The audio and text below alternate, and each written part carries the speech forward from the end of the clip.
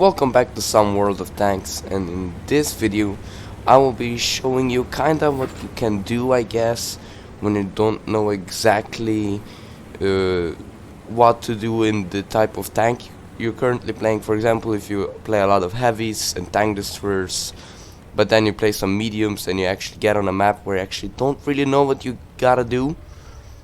So this is gonna be what this video is gonna be about. So I'm playing the 1-to-1. I'm really liking the 1-to-1 at tier 10, and I noticed there's no light tanks, but I was still prepared for some heavy fast mediums to actually push on the hill, but no one actually pushed. And now I actually, by the way, I am a bit sick, so that's why my voice is a bit different, but anyway, that's not gonna stop me from making videos, because I like making videos. So what I'm doing here is I normally let me just show that real quick. I don't have the free camera mod, right? So anyway, I normally go in the locations over here on the map, and it seemed like I was just sitting around there not doing much. It's not like that I'm gonna do much more this round, but you will see that I was just trying to kind of prevent the enemies from actually going up and pushing our allies, because we only have a super conqueror here otherwise, right? There's gonna be a lucky shot. I wanted to track him, but he just decides to go out, and while the shell is going, he comes out enough to actually you know, me to hit. And now I'm loading HE for the Heavy 405, and we hit the top of his tank and do 270 damage. So we didn't quite manage to penetrate it, so that kind of sucks. But I'm just trying to kind of maybe do some spotting, maybe prevent enemies from going up on the hill or whatever this is called, and kind of just providing support, maybe kind of trying to bait enemies out for our tank destroyers and spotting for our artillery, kind of doing a little bit of everything. But I'm not sitting back and staying in a position where I'm literally not doing anything. Now obviously our heavies are doing the most of the work, and now I go here for the STB1, and it seems like he just fired and fell back or something, but I'm trying to kind of threaten them, kind of have them fall back, anything like that. Now I am already thinking about going on the hill, because as you can see, this I-7 was up there and he didn't really get shot from anywhere. I'm always thinking about blind firing that Heavy 405, because I feel like he's always gonna be sitting there, and if I try to push on the hill, he's gonna shoot me and one-shot me, because, you know, stupid hash. And as you can see, I'm just gonna do some blind firing here, and our guys, Super Conqueror, is smashing the 113 here. Sadly, the enemy artillery takes him out, and now I'm waiting for our artillery to shoot the 113, because he's proxy spotting me. Sorry, hit my mic. He's proxy spotting me, or he would at least if I try to go on the hill. I'm now trying to again wait for the Heavy 405, but I'm trying to also go up so much that I proxy spot the 113 if he's over there like that for my artillery. And it seems like the enemy artillery take out the IS-7 on our team as well. I'm just waiting, hoping for our artillery to shoot. And now over here we have an interesting scenario. An Object 430U is actually pushing.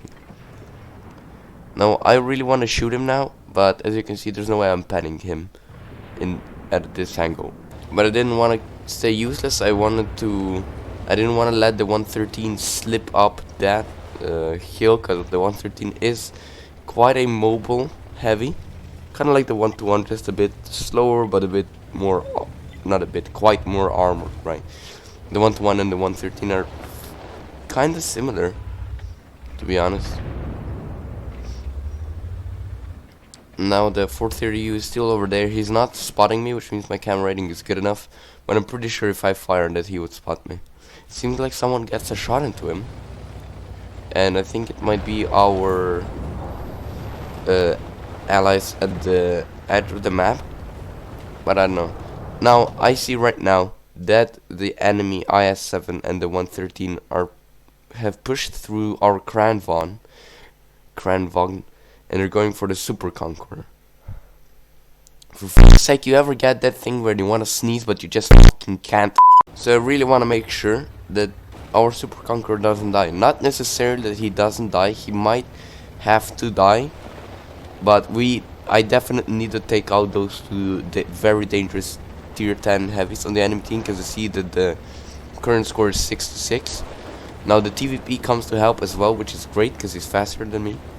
And here we go. I was hoping that the Super Conqueror would hold on, and we just arrived here. The TVP actually decides to go down and try to push. I tried to snipe over here. Super Conqueror takes out the IS-7, and boom, I smashed the 113, and our Super Conqueror gets or is, I should say, untouched. And now, as you can see, that was a pretty much breaking point for this round, I would say. So I'm just gonna go up on this hill, and yeah, the 1-to-1 is pretty slow uphill a lot of time. I don't know, it feels like it doesn't have much power to weight, and it doesn't have, I actually noticed. Here we go. Now this is gonna be a really wanky shot. Look at this. I'm looking at the E100. Where could I pen the E100 the easiest at this point? And I'm like, lower plate. And I see that it's orange, 50-50 chance. I'm like, maybe the top of the tank, green. Let's go. And that's hilarious. I think I might have overmatched that. I'm gonna check that. And now this is where stuff just gets real nice. We just start slamming that E4 right there with the very nice DPM of the 1-to-1. And the fantastic accuracy as well. This is probably one of the most accurate 122mm in the game, I would say. Maybe not. I have done no research on that. Just want to say that I did no research on that. Just saying that I don't really know on the top of my head right now any tank really with 122mm that would be 0.34, 0.32 with all the skills. And as you can see, I say in the chat that well played. And it's just the artillery left. Plot twist, the artillery is gonna get a Colobanos medal. No, I'm just kidding. So this video was just kinda to show that even in situations that you're not kind of familiar with, you should always just try to make yourself effective, right? As you can see, I did what, 2.5k combined, which is freaking nothing really, right? But I was still there, maybe not statistically very strong, but if I wasn't there, you know, the Super Conqueror alone would be a lot weaker. Maybe the enemy Leopard at the start of the game would be more confident into pushing. So just you gotta kinda try to just work as a kind of mental wall, cause if it's not a very experienced player, right, he's still gonna be kind of afraid of any tank. Like, even if you're like an outloader and you know that you can't clip an enemy tank, but sometimes you just are like, maybe I shouldn't do that, right?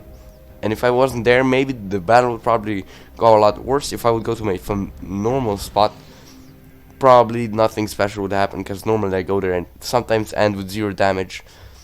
I just didn't know what to normally do, and then you just kind of have to test out new things, but not just going in a total location where you know it's not gonna be useful.